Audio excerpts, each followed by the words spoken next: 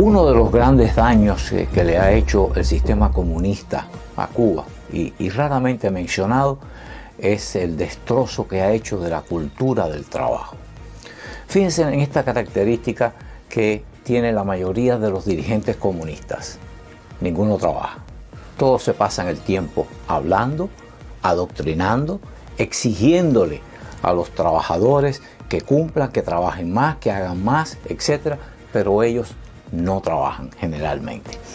Y esto tiene sus grandes implicaciones, porque el régimen comunista siempre trata de colocar a los trabajadores como el centro de su ideología, la sociedad de los trabajadores, de los proletarios.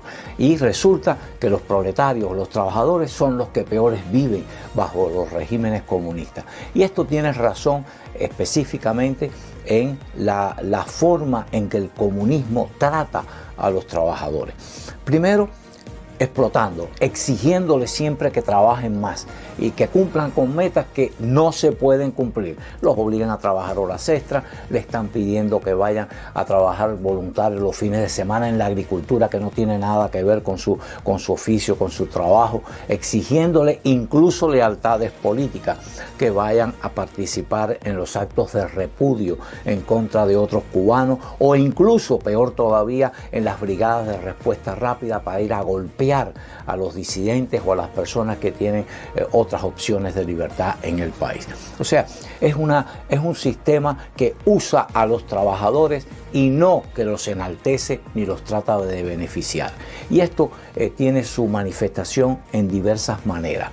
Fíjense cómo los trabajadores nunca reciben aumentos salariales. Fíjense cómo los trabajadores no tienen movilidad laboral. Ahora voy a explicar posteriormente lo que es la movilidad. Pero esencialmente, para que se dé un aumento de salarios en un régimen comunista, tienen que pasar décadas. Y generalmente, como lo acabamos de ver hace escasamente semanas, cuando dan un aumento de salario, viene acompañado de otras medidas para que disolverles ese aumento. ¿Por qué razón? Bueno, pues esencialmente porque el sistema comunista no quiere, prohíbe, evita que exista una sociedad de consumo, y eso lo evitan con los salarios. No quieren que los trabajadores puedan tener excedente, dinero extra por encima de las necesidades básicas. Los salarios en los regímenes comunistas son para exclusivamente cubrir las necesidades mínimas. No puede quedar nada extra. Y la evidencia la tienen ustedes mismos. Busquen qué trabajador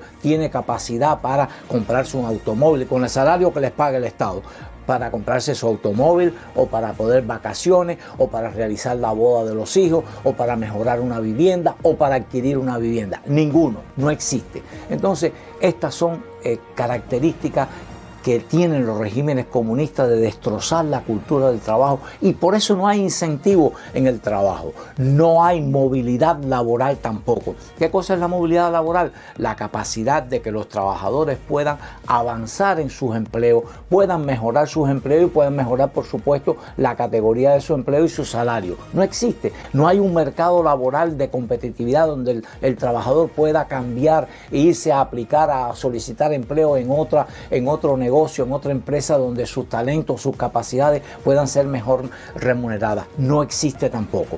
Entonces, todo esto, ¿qué es lo que produce?